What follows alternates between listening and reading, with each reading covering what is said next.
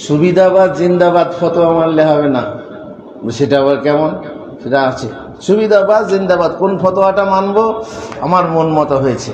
দেখবেন আজকালকার এই হোয়াটসঅ্যাপের গ্রুপে বহু হুজুরের কাছে গ্রুপে জয়েন্ট আছে, ফতোয়া একেও জিজ্ঞেস করছে ওকেও জিজ্ঞেস করছে, ঘেন্টা মন মতো হলো, হ্যাঁ এটা ঠিক বলেছে। দলিল পুষ্ট যেটা সেটা গ্রহণ করবে না, যেটা সুবিধাবাদ সেটাই তো জিন্দাবাদ দিয়ে গ্রহণ করছে। যার উদাহরণ দিই দু একটা, এ হচ্ছে মন পূজারি জিন্দাবাদ।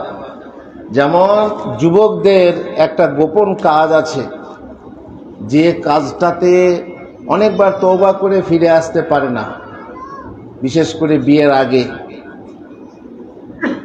উঠন্ত যৌবনে ফুটন্ত তাজা রক্তে তখন সে পথ হারিয়ে ফেলে। কেউ বলে হারাম, কেউ বলে রোজা রাখ, কেউ বলে জায়েজ। কোনটা মানবেন? আরে চল সুবিধাবাদ জিন্দাবাদ, জায়েজটাকে মেনে নেয়, তাই না? তাহলে আপনি প্রেম করে বিয়ে করে, নাউজুবিল্লাহ মিন যালিক, আজকাল মাশাআল্লাহ লিঙ্ক করে, এখন তো মেয়েরা স্বয়ং বড়া হয়ে গেছে, লিঙ্ক করে ছেলে পছন্দ করছে, বাবা মা বিয়ে না দিলে ভেগে গিয়ে লাভ ম্যারেজ করছে।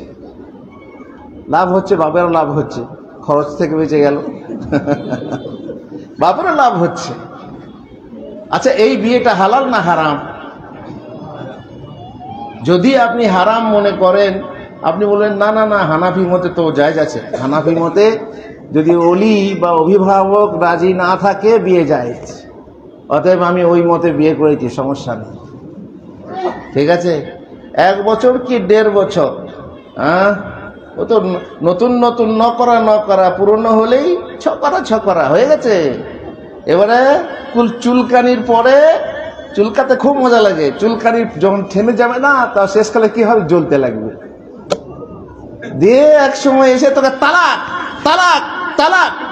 আরে সর্বনাশ, একই হলো, আরে তুই এরকম কেন করলি, 3 তালাক দিয়ে দিলি, যা মুফতিকে জিজ্ঞেস কর। মুফতি সাহেব বললেন তার তালাক হয়ে গেছে, 3 তালাক, ওকে হালালা করাতে হবে।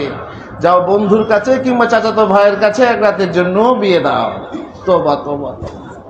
বউ বলল আমি ওতে নেই, তুমি আমার স্বামী থাকলে আর না থাকলে আমি এই কেলেঙ্কারি করতে পারবো না, এ কিদ্দেরে আমি নেই। এবার আপনি চেষ্টা করতে লাগলেন, এবার কোনো ফতোয়া আছে নাকি দেখি, কোনো ফাঁক ফোকর আছে নাকি দেখি, দিয়ে এই যে নাম শুনছেন জমিয়তে আহলে হাদিস সালাফি, এদের কাছে এলেন, মুফতি সাহেব আমি আমার বউকে 3 তালাক একসঙ্গে দিয়ে দিয়েছি। কি মুফতি সাহেব, ফতোয়াটা কি বলেন? কি বলবেন তাকে? এই তো 3 তালাক হয়নি রে, এক মজলিসে 3 তালাক, 1 তালাক, মাশাআল্লাহ হয়ে গেছে।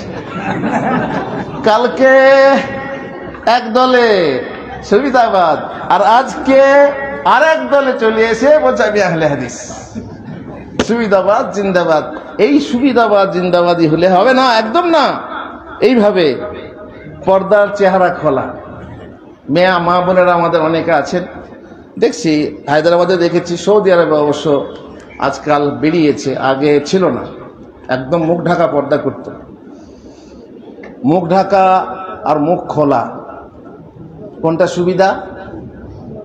মুখ খোলাটা সুবিধা। মুখ খুললে রাস্তা দেখতে পাবো, পরিষ্কার দেখতে পাবো, তাই না? তো এইভাবে সুবিধাবাদটা অনেকে ফতোয়া নিয়েছে, যে কিছু কিছু আলেম বলেছেন, তাও বলেছেন ফিতনার ভয়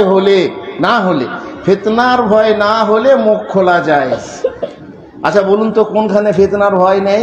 ডাক্তারখানাতে ফিতনার ভয় নেই? আপনি কোথায় যাবেন, হাটে বাজারে বাজার করতে যাবেন, সেখানে ফিতনার ভয় নেই যে মুখটা খুলে রাখবেন? এই যে এটা কি বলে, ঝাঁপট, এই ঝাঁপটাকে আপনি তুলে রাখবেন, দিয়ে বাজার করবেন, এতে কি ফিতনা নেই? তাহলে সেই ফতোয়াটাকে ফকর স্বরূপ খুঁজে নিয়ে বলছে চলো চেহারা দেখানো জায়েজ, চেহারা দেখানো জায়েজ। এ হচ্ছে এক প্রকার সুবিধাবাদ জিন্দাবাদ। তুমি দলিল দেখলে না, বুঝলে না, তুমি সুবিধা যেটা সেটা গ্রহণ করলে, বলছে আসানটা গ্রহণ করলাম, এটা আসানের ব্যাপার নয়, দলিল যদি কঠিন করতে বলে সেটাই মানতে হবে, তুমি নিজে আসান করে নিলে তো হবে না। এই জন্যে সুবিধাবাদী ফতোয়া নিলে হবে না। ব্যাংকের সুদ খাওয়া হালাল না হারাম? কেউ হালাল বলেছে না বলেনি? বলেছে। টাকাতে সুদ আছে না নেই? আছে। কেউ টাকাতে সুদ নেই, টাকাতে যাকাত নেই বলেছে না বলেনি? বলেছে। কত সুবিধা আছে দেখছেন, অনেক রকম সুবিধা আছে। এই সুবিধাগুলো যদি নিয়ে নিই, তো এরকম যদি আপনি বলেন যে আমি কত সুবিধা, তো আপনি ইসলামের দেখবেন কিছুই নেই, তো একবার আপনি সুবিধাবাদী হয়ে গেছেন। এত সহজ হয়ে গেছে।